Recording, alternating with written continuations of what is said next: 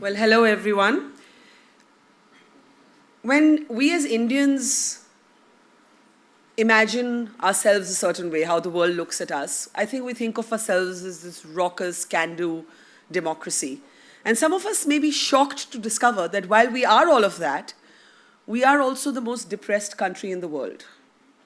I'm not sure how many of you actually knew that, because when I discovered it, it was a real revelation to me. That 36% of us as Indians are or will be depressed at some point in our lives. Let me share another statistic before I introduce my guest this morning. 371 people at last count, 371 Indians kill themselves every day. That was approximately more than 134,000 people kill themselves every year in India. And yet, the irony is that we continue to see depression and mental health issues as some sort of self-indulgence, as some sort of problem of the rich and famous, as not really where the priority of science and medicine should be. Well, here we are in conversation with two people who are going to tell us why that needs to change, and that needs to change yesterday.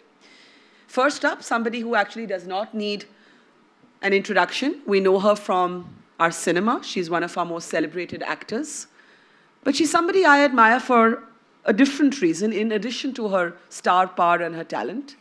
She decided to go public with a deeply personal and intimate story on her own struggle with depression. In fact, in a 1-hour nationally televised interview with me. And then wanted to follow it up with concrete action, so actually created a foundation to help others who grapple with the same issues. And we also have here Dr. Murli Doraiswamy, one of the foremost neuroscientists and doctors from the United States of America, who spent a long time researching the science of the why, what, and how of depression and mental health issues. Deepika, once again, I must compliment you on your courage, because it does take courage, and it takes courage for somebody like you, even more than all of us in this room, to talk about our struggles, because you're in the public gaze. There are 100 things that will be said, that have been said, including really low-level things like, oh, she's probably just doing this to promote her next film, right? And I know, because I was in that conversation with you when you broke your silence on this on television, how difficult it was for you, how painful, how raw when you talk about it. And therefore, I'm going to say sorry, because I am going to, in a sense, put you through that moment again, because there are people in this room who may not be familiar with your own story. So let me start by asking you, when did you know that you were depressed? When did you start calling it depressed? And why did you, this fantastical woman on our screens, decide to go public with something so personal? I think it started with just a feeling. It started with just a feeling of not being completely there, of feeling like, like we spoke about, that pittish feeling in your stomach where, and just breaking down for no reason. And truly just feeling completely lost and not understanding what was happening to me. And I think it was the intervention of my mother, who was visiting me at that time. And I think I lived with it for a while, actually. I was filming a movie at that time, and I had no idea what I was going through. And I'd go to work every day. I'd literally have to pull myself out of bed and go to work. And my mother just happened to visit me, completely different context. And the day she was leaving, I remember breaking down. And I was extremely surprised, actually, today when I think back at how aware she was of what I was going through. And the first thing she did was to call a family friend, and Anna Chandy, who's a counselor. But today when I think back, and of course I was hesitant at that point because I wasn't aware of what I was going through. And at the same time, for me, Anna is someone who's also a family friend. So I think that's where I sought comfort.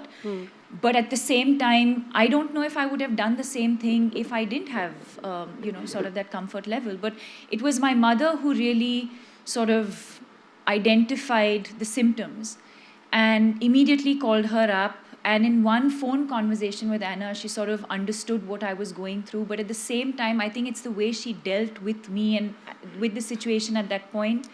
She didn't raise any alarms. She made me feel like it was completely normal and okay, and that we will get through this. And then, of course, with her and Dr. Sham Bhatt, who, have worked on me, so I think initially I was also reluctant to take medication. But I think at one point I was just extremely exhausted. I couldn't do it anymore. And I think that's when I decided to I said, okay, let me start medication. Let me accept this help that people are willing to give me. And today there's a lot more awareness. I don't think I can say that I'm completely over it, but it's always a fear at the back of my mind that I might always have a relapse because it's been such a bad experience for me. What was the most, I remember you telling me that you felt that pit in your stomach, you felt empty, you felt directionless, that you would lock yourself in your vanity van and sometimes just cry, and you did not know why you were crying. That sometimes it helped to have people around, but sometimes it was the exact opposite. That sense of being closed in by a crowd when you're feeling isolated within yourself. Yeah, it helped having people I was close to and familiar with. It was comforting to have them around because then I could break down if I felt like, and if I had questions or thoughts in my head, I wouldn't hesitate to ask. But at the same time, if I was in front of the media or at an event, which happened many, many times, that's when I'd feel a bit suffocated because I didn't want to break down in public. And this is before I made up my mind to go public with what I was dealing with. Today, if that happens to me, if I ever go back to that space, and I hope I don't, I don't think I'd think twice about exposing the way I feel. And I think a large part of one's road to recovery is to accept what you're going through and to not challenge it, but to embrace it. And to actually allow your body and your mind to go through that experience and know that there is a road ahead that will get you out of all of this. And it's not an individual, I don't think I could have done it on my own. I think it's very important to have that support system. So while, people credit me for coming out and speaking out, I think it's equally important for caregivers to acknowledge, and for us to acknowledge that it's important for them to be with us on this journey. Now, before I get Dr. Duraiswamy in, I want you to talk a little bit about the continued stigma. The continued stigma associated with mental health issues, with depression in particular. Even today, if I were to be honest, in terms of eliciting responses here, even in this room with very educated, very aware people, in drawing rooms you will hear loose and idle chatter saying, oh, why is Deepika depressed? She has everything. She has money. She's fame. She has talent. She's going places. She's, depression is treated as a indulgence. Like, only people who have no real problems are depressed. So when you came out in that conversation and millions of people saw it online, on television, read about it, were you worried that the people were going to be horribly mean? And were some people horribly mean? No. I don't think anyone was mean, but I didn't even think about it. I didn't think about the repercussions. I think you didn't have a moment of how will this impact my public image? No, not at all. I think for me, the idea really was to just change the way people in India and in the world look at mental illness and, give it the respect that it needs. I think the idea really was to just change the conversation because I had experienced like literally a pre and post. And I lived with it for a couple of months without sharing it with anyone. And then today I feel so much lighter and so much better when I've come out and I've spoken about my journey. And I know a lot of other people who do.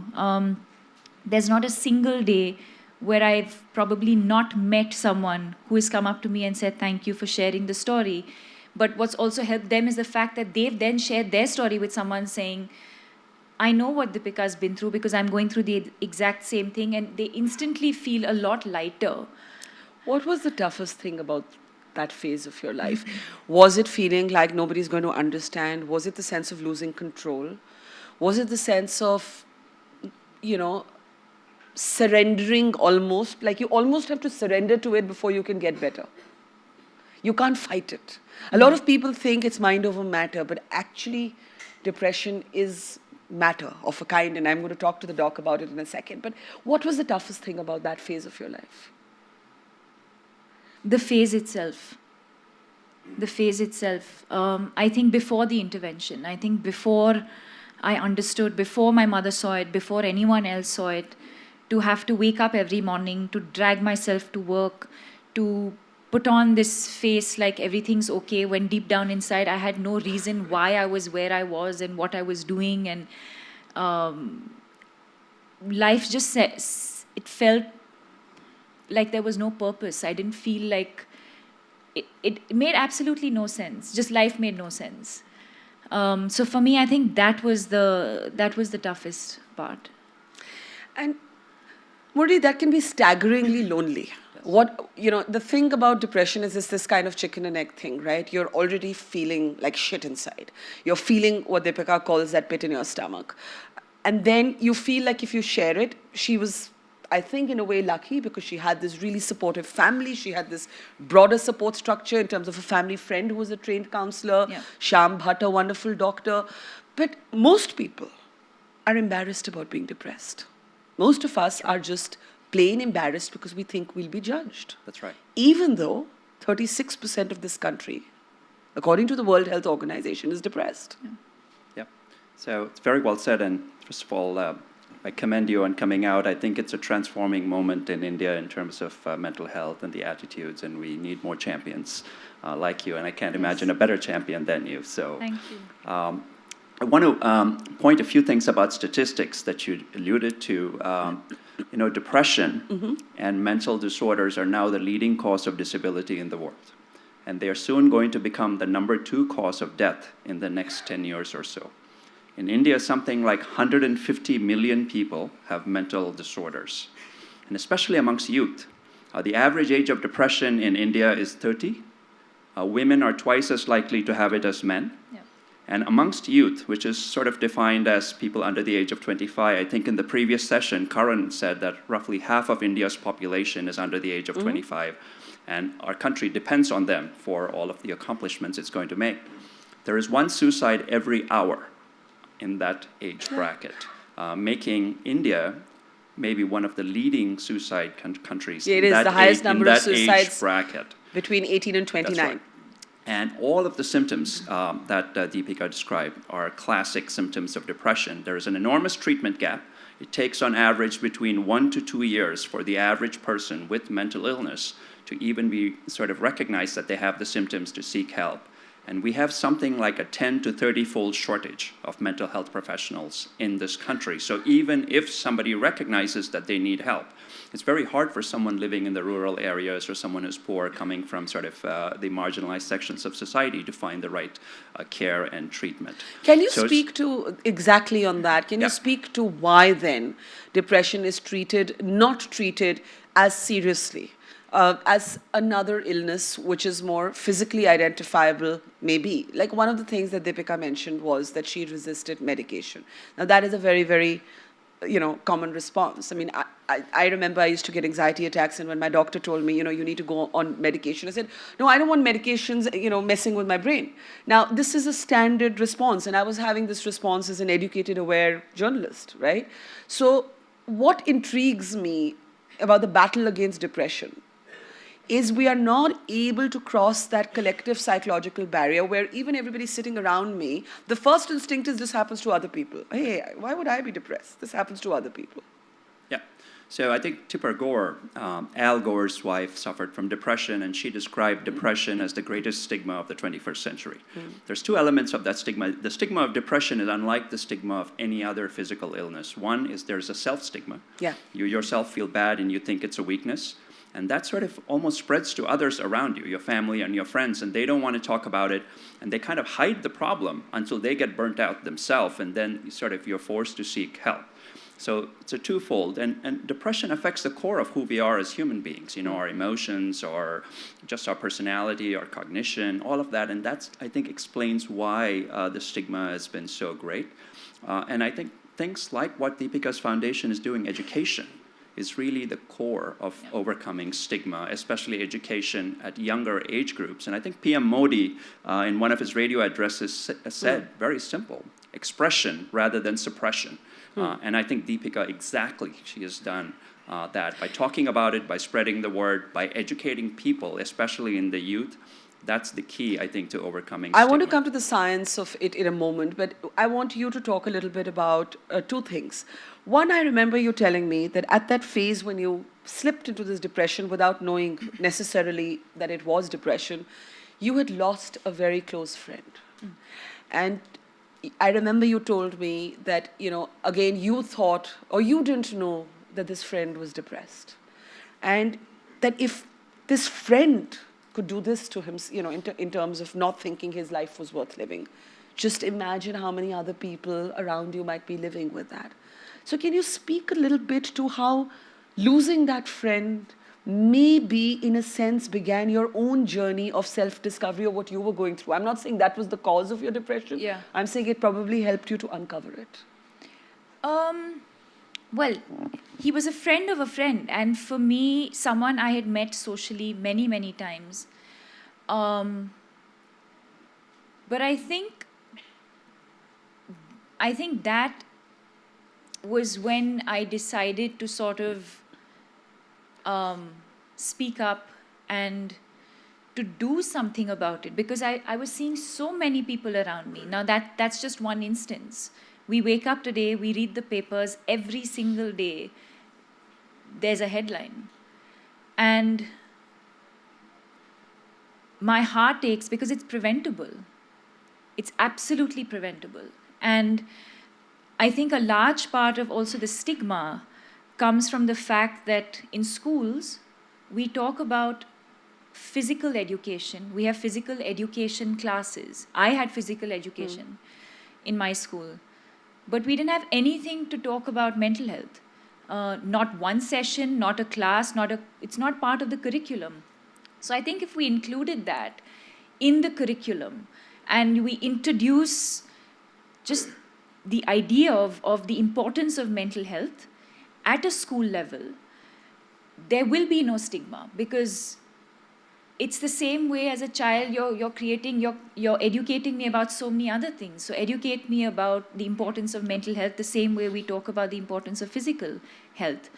But yes, I think it was that one experience, but it was many other, of course my own experience, and then to see someone who I'd known for so many years, and like I said, you see it all around you, and I've been there, so it hurts to know that maybe in a matter of moments, or maybe some sort of intervention by friends or a family member, or maybe that moment could have passed and maybe things would have been very different today. And we're actually talking about saving lives here. We're not talking about something self-indulgent. We're talking about suicide. We're talking about people who feel, and this happened to your friend or friend of a friend, but you yourself had reached that perilous point where you were like, I don't want to get out of bed and go through my day. This life doesn't make sense to me. And that is an isolating, and actually it's a very dangerous, I want to underline how dangerous that sentiment is. It is. I think it's so important, having been there, I think it's so important to identify that moment in your life and to not fight it. It's so important to just accept, embrace, talk to somebody about it. I don't know, correct me if I'm wrong. I don't mind if it's wrong diagnosis. I don't mind if I feel like I'm depressed, but I actually go to a doctor and he feels, or a specialist feels, I'm not depressed. I'd rather be in that space than underestimate what I'm going through. When we have a fever, we don't think twice about, I'm not talking about medication necessarily, but when we have a fever, when we have a cold, when we don't hesitate to pick up the phone and talk to someone or casually mention to someone that I'm feeling feverish today, my throat is aching today. So why don't we talk about how my mind is feeling? I'm not feeling well today. You know, I'm physically fine, but my mind's not there. Why can't we talk about it the same way? So why did you resist the medication? And the reason I'm pushing you on this is because I know Dr. Duraiswamy will bear me out on this. This is the most common. Even people who are able to bring themselves to a doctor and say, help me. There is a resistance. The mind, we treat our mind as something, we ourselves treat our mind as something different. Yeah. Like if somebody tells us we're diabetic and we need Januvia or insulin, we will take it. And we'll say we'll also exercise and we'll lose weight and we'll do all of that, but we'll take the medicine. But when it comes to mental health, we resist. Why did you resist medication at first? I think it's the same stigma that we're talking about. It's the same Exactly. stigma. That what if I'm already not feeling great, and what if this thing messes with my mind even more? It's the it was just the stigma, nothing else. And the day I overcame that, I'm fine. So how do we know if we're depressed? Great question. And not just sad. No, it's a great question. So I think what most people don't realize is that clinical depression is not just your everyday blues or everyday passing sadness. You know, we all encounter moments of sort of blues, rejections in our work, family life, accomplishments, playing tennis, you lose to somebody. Yeah, we're all sad. But most of those kinds of everyday blues, we're able to snap out of it in a few days, in a few hours. Clinical depression is far more serious, far more debilitating. Typically, we define clinical depression in medical terms as someone having 5 or more symptoms of depression for most of the day, for at least 2 weeks. And these symptoms are impairing your everyday functioning, both at work and in your family life. So Google recently put out a screening questionnaire on their search tool called the PHQ-9. It's a validated depression screening tool. It's not a diagnostic test, so you cannot diagnose yourself with depression. And hundreds of thousands of people have already taken this screening tool. It's not available in India yet. All it tells you is if you score low, then your mood symptoms are probably just benign everyday blues, adjustment to life stressors. If you're scoring on the high end, it's time, as Deepika pointed out, to go seek professional help. It may be depression, it may not be depression. A variety of medical conditions can also mimic depression. Thyroid imbalances, vitamin deficiencies, in the elderly, small strokes, medication side effects. One reason why people don't want to take drugs is many older antidepressants carry a lot of baggage with them. In fact, a new study just came out that antidepressants double your risk for death on their own. So that's the sort of... So then what do we do? Well, so medication is not the solution necessarily for depression. So milder forms of depression can be treated with therapy, can be treated with yoga, exercise, lifestyle changes, environment changes, family support, reducing isolation. There's a variety of things that one can do. But you know, you mentioned Google. And one of the things I want to talk about is the double-edged sword that technology is. Sure. So we live in this most interconnected yet lonelier world than ever before. And we've all heard of this disaster, you know, sort of things like the Blue Whale Challenge that are actually leading young people into this sort of sense of isolation and suicide and death. And the dangers of being alone in a crowd, the dangers of having a relationship only with your phone. Are these things to worry about more today than before? Is it true to say that we're in more danger of being depressed in today's world than we were 30 years ago? Or is it that 30 years ago we simply didn't know what depression was? I don't recall what the newspapers said 30 years ago, but they probably said things like the Sony Walkman would cause depression. I don't know. Maybe. I have no idea. But yes, it's true that... So we actually did a very interesting study. We monitored internet usage amongst a group of freshmen for a whole semester. And just based on their patterns of internet use, we could predict who were depressed and who was not depressed. For example? For example, people who just spent an enormous amount of time just on certain types of video games. You can tell by the color of the Instagram photos whether someone is depressed or not depressed. Explain that. Just people who have depression or who are going to get depression 3 to 4 months from now tend to post darker, more muted colors on Instagram. They don't tend to use the brighter colors. A study just came out like about a week ago. It's not yet, of course, these are not diagnostic tests, but what I'm saying is we have a two-way relationship with technology. Anyone who just spends over too much time with the internet. That's everyone here. Well, not just We are you. all depressed by that. No. That screening test, we're all failing. No, that's causing sleep problems, which is going to lead to cognitive impairment and dementia late in life. Yeah. So let's not worry about that. That'll be another session.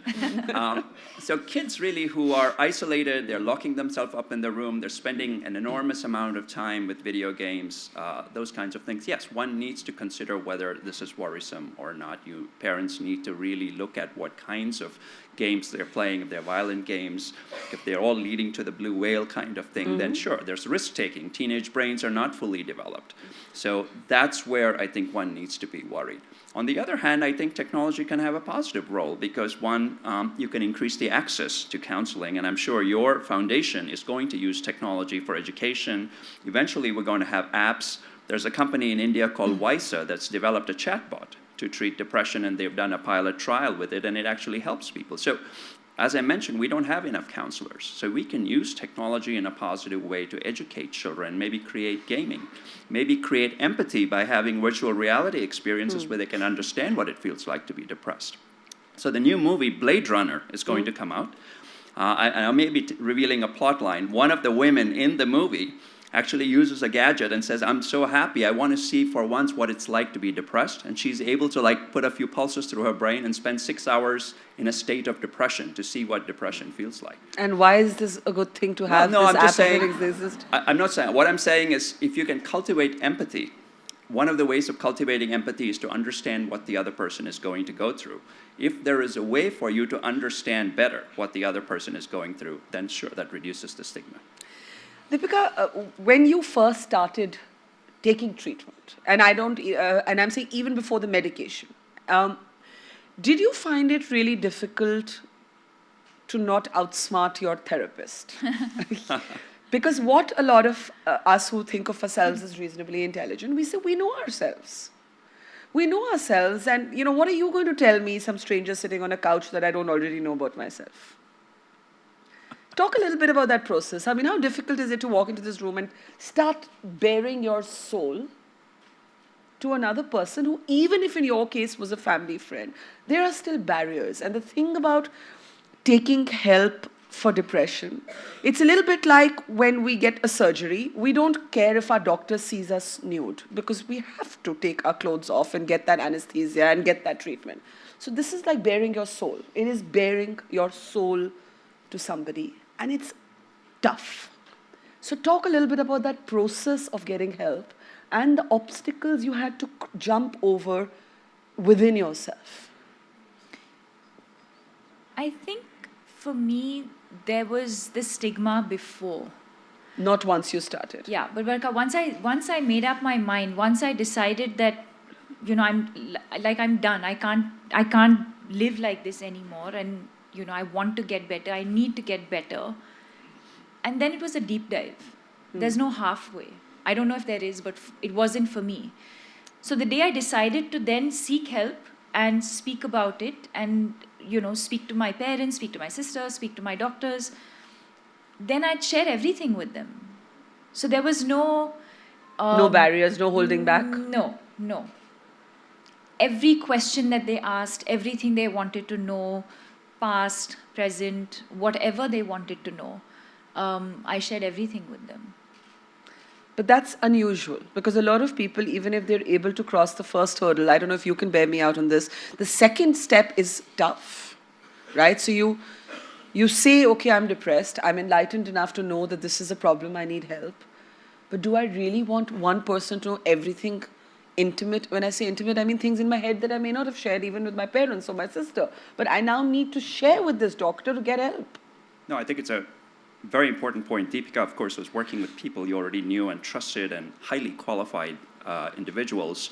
So part of what you're talking about is called the therapeutic alliance. And it's the job of a skilled counselor or a psychiatrist to establish that alliance. And you have to get a read on the person. So, there's a saying in medicine, you don't treat the disease, you treat the person who has the disease. You want to know, is this person open-minded to a biological view of depression? Is this person open-minded to more a psychological view? What are the triggering factors? What are the positive strengths? What are the weaknesses? You want to boost the positive strengths of the person to make them feel comfortable. before you can introduce sort of the core therapeutic, psychotherapeutic elements. So there's a process. It may take a little longer for some people, as you pointed out, but eventually they'll open up. That's why psychotherapy is not a quick fix like 1 day or 2 days. It may take several sessions over 12 weeks. And then sometimes people have to get periodic therapeutic counseling sessions for months or years. Deepika, one of the things we didn't speak about is, why did you decide to go public? The foundation I'll come to, but you didn't confine to sharing your story to your mother and father and your therapist. You actually took it out to the country, to the world, and that could not have been easy. And I remember one of the things you said was that if I can change even one life, this was worth it. Yeah. But you must have wrestled with that choice at some point. Do I keep it within the home? Do I take it public? And I bring it back to the fact that you live in the public gaze, which makes your going public with it a different narrative than from, if she went public with it. So what made you say, not just am I going to get better, I'm going to tell this story to everybody who cares to listen to it? I think it was at multiple levels, Barkha. I think one, like I said, after having been through what I did, if I could share my story and if anyone in the world heard me and identified with what I went through and could come out of it or understand and, if I could make a difference to at least one life, I felt at that point I'd, all of, going public, speaking about it would be justified. I also felt like the narrative around mental health in India needed to change. And I can do that today, the very reason why we're sitting here today. Because I felt like when I hadn't, and like I said, I was also working at that point, I was like, why can I not tell someone when someone asks me how am I doing? Like the film that you just saw before we came in is, I think what got to me was when people were asking me how are you doing? And one day I thought, are they really asking me how I'm doing? Do they actually have the time to listen if I said I'm not feeling okay? Will they actually give me that moment and understand what I'm going through, or is it just perfunctory? Is it just superficial? When we ask people, how are you doing? Is it just superficial? Is it just, formality because that's the way we've been brought up? Like just ask and, yeah, I'm fine. Oh, great. Everything's great. Is everything really okay? And I wasn't okay. So I think that's what really got to me because I wasn't okay. And it reached a stage where I was like, why can't I just tell people that I'm not okay? It was just that. And that's when I reached out, and that's when I felt like I needed to talk about it. I felt like, because I felt bottled, I felt caged, I felt like I needed to fly or swim or just not be boxed and to feel free, and I feel so free today. Fantastic. Thank you. It is, you underplay, I think, the courage that you have shown. You have shown extraordinary courage. I've said that to you a million times. I will say it a million times more. Why the foundation? Because I felt like just talking about it, I want to help people. I want them to understand what they are going through. We want to create awareness. We want to tell people that it's okay to feel the way you do if you're feeling a certain way. It's absolutely all right. So to create the awareness, to reduce the stigma, which is going to take us many, many years. Having said that, I think in just the last 2 years, I feel like the conversation is really shifted.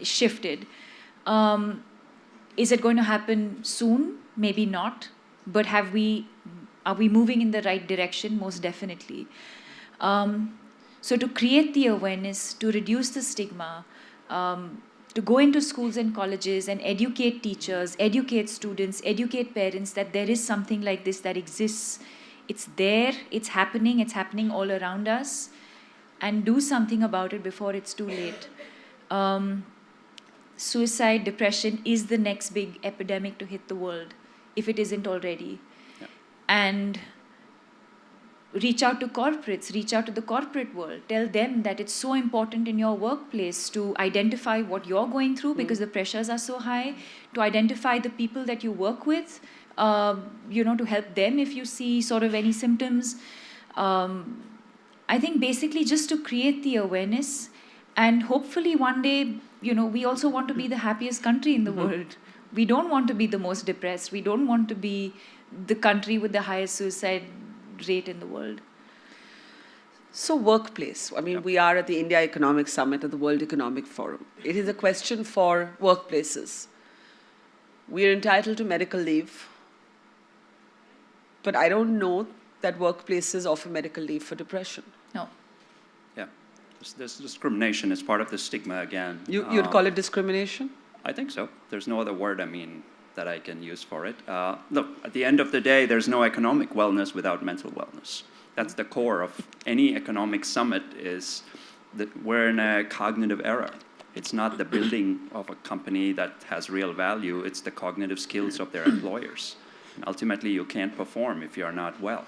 So any company that's sort of short-sighted and doesn't offer leave or for mental health, or doesn't offer insurance for mental health, I think it's shooting itself in the foot. Yeah. So the World Economic Forum has actually developed a toolkit for businesses focused on depression. They've actually done pilot studies at a number of companies around the world. So if anybody here is interested, any corporates here in the audience are interested, that would be a useful resource. What would you advise people in charge at workspaces?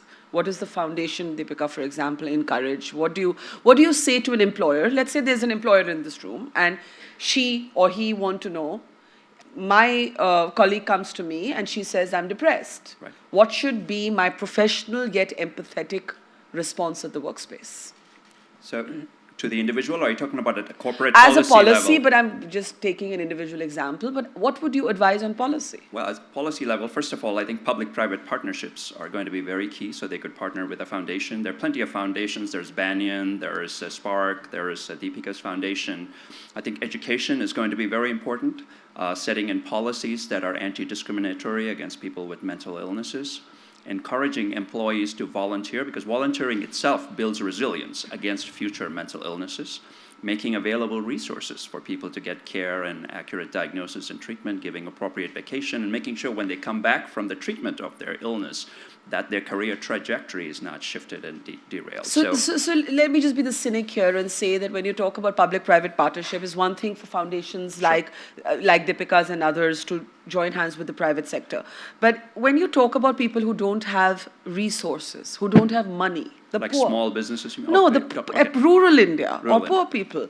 If you take a trip to the All India Medical Institute, you have people waiting out in line whose children are dying of cancer and they cannot get time with the oncologist because the public health system is so strained. I'll make a comment. Can we convince the government of India to actually turn the public health system towards depression, given the social stigmas, given the overstretched nature, given the absence of resources? Yes. And Deepika will also comment, but I'll give you 3 examples. In the US, about 10 years ago, the FCC, which is the Federal Communications Communication, introduced a new Lifeline Act, which made sure that smartphones were available to every poor person in the US to call. The city of Birmingham and London created a public-private partnership with about 20 companies, raised $125 million, started a 24/7 hotline for college students and high school students to call in on mental health issues. They also started a special college where people who have mental health and drop out of colleges can catch up with their curriculum and go back to the original college. New York City has started a $30 million public-private partnership to take care of mental health amongst the homeless and amongst the poor. So yes, it's entirely possible. There are hundreds of corporates here who would be glad to support such an endeavor, but maybe you want to add to that. No, I think similarly, I think it's important for people at workplaces, policymakers to sort of, like we were talking about leave, if I'm diabetic, if I have a surgery, if I'm pregnant, if I'm X, Y, and Z, you will be allowed medical leave. Whereas if you go to your boss and say, I have depression, he's more likely to say, I'm going to have to sack you. Yeah. We need to normalize that. We need to treat it like anything else. I think a large part of the stigma, or a large part of, even if there's people who want to come out and seek help, you need to confide in your boss, or you need to confide. I think there's the fear of losing your job. Look at your own life. If you had gone to a film producer and said, I can't do this film right now, or because I'm depressed, what do you think would have the response would have been? Maybe there are people who haven't offered me films because they think I'm depressed and I can't act. I don't know. You think that's happened? I doubt it. Maybe. I don't know. It has. And did that make you ever regret going public? I'm in a good space because I can choose the movies. No, I know. I want to do. I know. But I don't think everyone has that luxury of choosing where they want to work, when they want to work. So it's important for the organizations to understand that we need to treat this the same way as anything else. I think it's equally important to have frequent sessions in your corporate offices about the importance of mental health. I think it's important to have a tie-up with a counselor, or maybe have an in-house counselor, or maybe not a psychiatrist, but it's important to have an in-house counselor when your staff is burnt out, they need to talk, they want to speak to someone, somebody's there, or at least make them aware that they should. And I feel today it's important to just seek help of a counselor anyway, because our lives are so fast-paced with technology, with so much going on in the world. I don't think there's any harm in just seeing a counselor anyway, because... Did you continue to see a counselor even after you got better?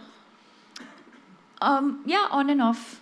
Whenever you needed to. I know a lot of my friends who've never experienced anxiety or depression, but it's very important for them to see a counselor, to see their counselor every now and then. A lot of people do. And we need to normalize that as well. A lot of people say, I have a meeting. You lie about it. I'm in the middle of something, I'll call you back. Or just lie and say I went to a general practitioner. We need to normalize it. It has to be as normal as anything else. So I'm going to open this up. I don't know how we're doing on time, actually, if somebody can tell me, but we've got 10 minutes. The cultural dimension, doctor, because this therapist thing reminded me that, a friend of mine recently said to somebody who said, I've got a meeting with my nutritionist at 1 and my counselor at 2, that you're really living the American life. Now, this was right. But there is a cultural dimension to it. Like in India, we think of these things incorrectly as these Western imports into our country. So I want you to speak briefly on that. And actually, I'm seeing Anna Chandy here, who's actually Deepika's counselor. So I want to bring her into the conversation. Sure. But just on that thing of the cultural dimension. Culture is very important, and all treatment and diagnosis has to be culture appropriate. There are many, many psychiatric disorders that would be viewed as abnormal in one culture that are normal in another culture. I'll give you an example, which is somewhat not pertinent here, but there's a condition called Williams syndrome, where people are born with this genetic condition. They don't discriminate at all. They treat individuals of all races as equal. Of course, in countries where there's a lot of racial discrimination, that would be seen as a good thing. In America, for example, people see people with Williams syndrome as something very great. In other countries where there's sharp class distinctions, people see Williams syndrome kids as very abnormal. So apply that to depression. So depression has to be treated in a cultural context. You cannot treat depression outside of the culture. You have to diagnose it. But sometimes you have to push the boundaries of what is culture appropriate as well, right? It was not part of Indian urban culture even 20 years ago to go and see a therapist. Right. But today there is a greater acceptance. So culture is not static either. Sure. But that's not to say that American or Western psychotherapy is the only solution. There's a variety of Indian and hybrid techniques that are very important if someone believes in the Bhagavad Gita. People may not realize Bhagavad Gita was the original psychotherapy session, the crisis psychotherapy session, right? So yoga, meditation, all of those are very powerful. I think it's a misconception that you have to go with the Western psychotherapy. We've done studies, others have done studies that yoga is just as effective. And there's a variety of other techniques as well. It's an entire lifestyle change, if I Correct. may say. My life, literally pre and post, my life post-depression is very, very different from my life before. What's the biggest difference? I take care of myself, and I don't feel guilty about it. But didn't you always, like as an actor, take care of yourself? Or do you mean beyond physically taking care of yourself? It's absolutely not in terms Related of to physical appearance, but it's important to, and especially with women in India, I feel that there's a lot of guilt Yeah. attached with taking care of yourself and doing things for yourself, because we're constantly playing roles and constantly doing things for other people. And the minute you take that 1 hour off because you want to go and see your friends for lunch, there's suddenly so much guilt. It's totally okay to do something for yourself, a little bit of some, of me time, whether it's going to getting frequent massages, whether it's sleeping, adequate sleep, eating well, just taking care of yourself in a holistic, in a holistic way, not just medication like we talk about, is just one of the things that's the approach I took. Yeah. Maybe And it'll be different for... We want to emphasize that no one's dissing medication. Medication can be life-saving for some individuals. Yeah. So I want to make sure Yes. that it doesn't work for everyone. Okay, I need to go into the audience. We have 5-7 minutes. Anna, why don't we start with you? If you just want to speak, start taking Deepika's experience with you as a starting point, but what you'd like to say to the people here, especially parents. I think for parents, for families, what should they be looking out for? I think in India, particularly with the experience of the foundation, adolescent children, a lot of the symptoms, obvious symptoms, show up in depression, early stages of depression, as behavioral. And therefore, parents and teachers need to have awareness and education that some of the behavioral symptoms, if, again, as Dr. Doreswamy said, if they are clustered with other symptoms, and they are existing over 2 to 3 weeks, then we need to look deeper into it. For example, it was with deep sorrow that last year, a young boy in Bangalore was expelled from an international school. All that he complained was headaches. So he was 17 years old. He would put his head on the desk.